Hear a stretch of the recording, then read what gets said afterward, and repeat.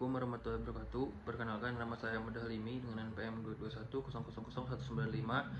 Di sini saya akan membacakan buku yang berjudul Dunia Sophie pada bagian bab Socrates. Baik, saya akan langsung membacakannya. Sophie segera mengenakan daster dan bergegas menuju dapur. Ibunya sedang berdiri dekat meja dapur. Sophie memutuskan untuk tidak mengatakan apapun mengenai selendang sutra itu. "Apakah ibu sudah mengambil koran?" tanyanya. Ibunya berpaling. "Maukah kamu mengambilkannya untukku?" Sophie melesat keluar pintu dalam sekejap menuju kotak surat. Hanya koran, dia tidak boleh berharap akan mendapatkan jawaban dalam waktu dekat. Kiranya di halaman depan koran itu dia membaca sesuatu mengenai batalion PBB Norwegia di Lebanon. Batalion PBB bukankah itu cap pos yang terdapat pada kartu dari ayah Hilde? Namun, perangkonya Norwegia. Barangkali para serdadu PBB Norwegia mempunyai kantor pos sendiri. "Kamu menjadi sangat tertarik pada koran," kata ibunya ketika Sophie kembali ke dapur. Untungnya ibunya tidak lagi berbicara tentang kotak surat dan sebagainya, baik ketika sarapan maupun selanjutnya pada hari itu. Ketika ibu pergi berbelanja, Sophie membawa surat mengenai takdir ke sarang. Dia terkejut melihat sebuah amplop putih kecil di samping kaleng kue dengan surat-surat lain dari sang filsuf. Sophie yakin sekali dia tidak meletakkannya di sana. Amplop ini juga basah di sudut-sudutnya, dan di situ terdapat beberapa lubang persis seperti yang telah diterimanya kemarin. Apakah sang filsuf telah datang ke sini? Apakah dia tahu tentang tempat persembunyian rahasianya? Mengapa amplop itu basah? Semua pertanyaan ini membuat kepalanya pusing. Dia membuka surat itu dan membaca isinya. "Sophie yang baik, aku membaca suratmu dengan penuh minat, dan bukannya tanpa sedikit penyesalan. Sayangnya, aku harus mengecewakanmu berkenaan dengan undangan itu. Kita dapat bertemu suatu hari nanti, tetapi mungkin agak lama juga sebelum aku dapat datang sendiri ke sana. Aku harus menambahkan bahwa mulai sekarang aku tidak lagi dapat mengirimkan sendiri surat-suratku. Lama-lama itu akan terlalu berbahaya. Kelak surat-surat akan dikirimkan oleh utusan kecilku. Selain itu, surat-surat tersebut akan dibawa langsung ke tempat persembunyian rahasia di taman ini. Kamu boleh terus menghubungiku kapan saja kamu merasa perlu caranya. Letakkan sebuah amplop merah jambu dengan sepotong kue atau segumpal gula dalamnya. Jika utusan itu menemukannya, dia akan membawanya langsung kepadaku. Sungguh tidak menyenangkan menolak undangan seorang gadis muda untuk minum kopi, tapi kadang-kadang itu terpaksa dilakukan. Lagi jika kamu menemukan selembar selendang sutra merah di suatu tempat, tolong simpan baik-baik. Kadang-kadang barang milik pribadi suka tercampur-campur, terutama di sekolah dan di tempat semacam itu. Dan inilah sebuah kursus filsafat. Salam, Alberto Knopf."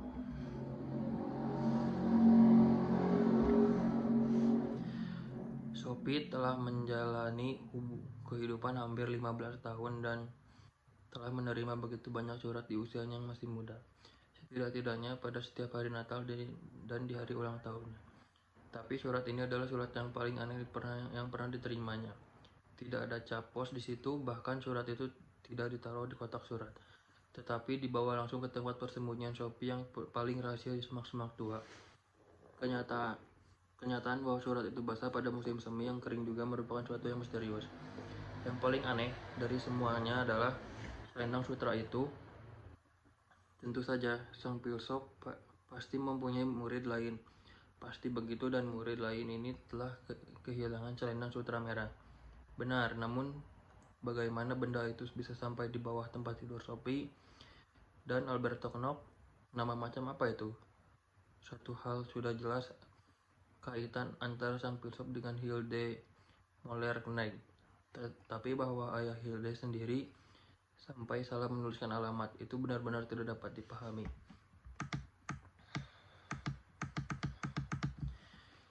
Sophie duduk lama sambil memikirkan hubungan apa yang mungkin ada antara Hilde dan dirinya.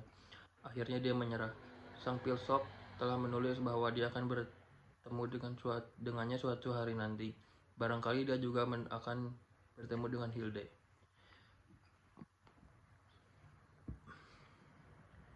Dia membalik-balik surat itu. Kini dia juga melihat bahwa ada beberapa kalimat yang tulis belakang. Adakah sesuatu yang disebut kesopanan alamiah?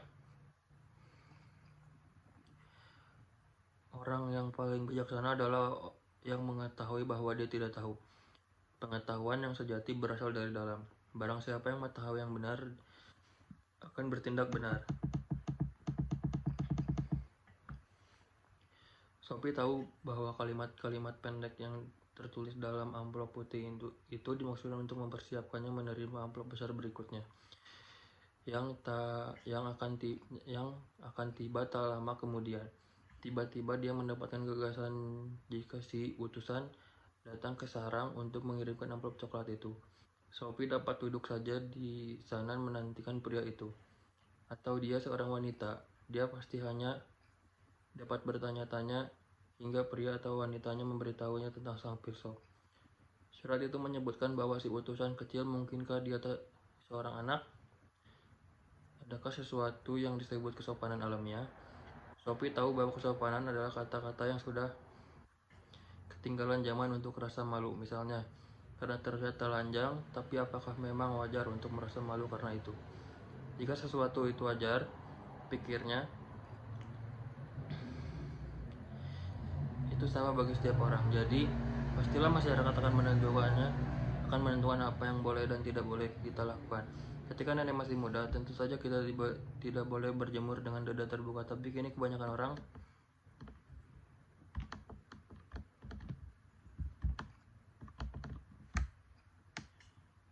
menganggapnya wajar, meskipun hal itu dilarang oleh banyak negara. Inikah filsafat? Sophie bertanya-tanya. Kalimat berikutnya adalah, orang yang paling bijaksana adalah orang mengetahui bahwa dia tidak tahu. Lebih bijaksana dari siapa? Jika mungkin yang dimaksudkan sang filsuf adalah bahwa seseorang yang menyadarinya dia tidak mengetahui segala sesuatu di dunia, itu lebih bijaksana dibandingkan dengan seorang yang hanya mengetahui sedikit, tetapi tidak mengira bahwa dia mengetahui segalanya. Ya, itu memang sangat sulit untuk disetujui. Sophie tidak pernah memikirkan itu sebelumnya, tetapi semakin dalam dia berpikir, semakin jelas baginya bahwa mengetahui apa yang tidak kita ketahui adalah juga semacam pengetahuan. Hal paling tolol yang diketahuinya adalah jika orang bersikap seolah-olah dia mengetahui segala sesuatu yang sama, sekali tidak diketahuinya. Kalimat berikutnya adalah tentang pengetahuan sejati yang berasal dari dalam. Tapi, bukankah semua pengetahuan itu masuk ke kepala setiap orang dari luar? Selain itu, Sophie dapat mengingat beberapa kejadian ketika ibunya atau para guru di sekolah berusaha untuk mengajarnya sesuatu yang belum dapat diterimanya. Dan dia baru benar-benar mengetahui sesuatu ketika dia telah menambah suatu pengetahuan dalam dirinya sendiri. Bahkan kadang-kadang dia tiba-tiba memahami sesuatu yang sama sekali tidak dapat diterima dan dia pahami sebelumnya. Itulah barangkali yang dimaksudkan dengan orang pencerahan.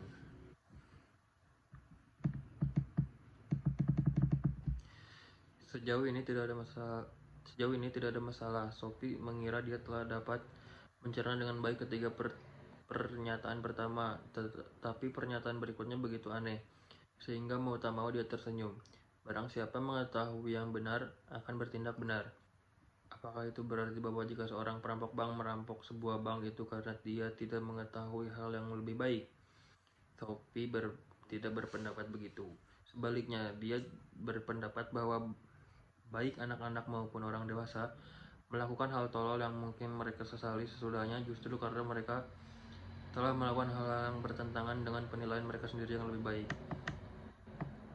Ketika tengah duduk sambil berpikir, Sophie mendengar sesuatu yang menggerisik di tengah belukar kering di sisi lain pagar tanaman yang paling dekat dengan hutan. Mungkin itu si utusan, jantungnya pun mulai berdegup lebih kencang. Kedengarannya seperti seekor binatang yang sedang mendekat dengan suara terengah-engah. Saat berikutnya seekor labrador besar mendesak masuk ke dalam sarang. Namun mulutnya menggigit sebuah amplop coklat besar yang dijatuhkannya di kaki Sophie. Itu terjadi begitu cepat sehingga Sophie tidak sempat bereaksi. Saat berikutnya dia duduk dengan amplop besar di kedua tangannya. Dan di sisi labrador, kemasan telah berlari masuk ke hutan lagi. Begitu semuanya berlalu, dia baru bereaksi. Dia mulai menangis. Dia duduk seperti itu sejenak kehilangan seluruh perasaan akan waktu. Lalu tiba-tiba dia melihat ke atas. Jadi itulah utusannya yang termasyur. Shopee menghembuskan napas lega. Jelas itulah sebabnya mengapa pinggiran amplop-amplop itu basah dan ada lubangnya. Mengapa hal ini tidak pernah terpikirkan olehnya? Kini akalnya bisa menerima saran sang filsuf agar menaruh sebuah kue atau segumpal gula di dalam amplop jika dia menulis surat kepada sang filsuf. Dia mungkin tidak selalu secerdas yang diinginkannya, tapi siapa yang dapat menduga bahwa utusan itu adalah seekor anjing yang bisa terlatih? Itu memang sedikit di luar kebiasaan. Kini dia bisa mengabaikan sama sekali keinginannya memaksa si utusan untuk mengungkapkan tempat tinggal Alberto Kenok. Sophie membuka amplop besar itu dan mulai membaca. Mungkin cukup sekian video membaca saya. Mohon maaf apabila banyak kekurangannya. Wassalamualaikum warahmatullahi wabarakatuh.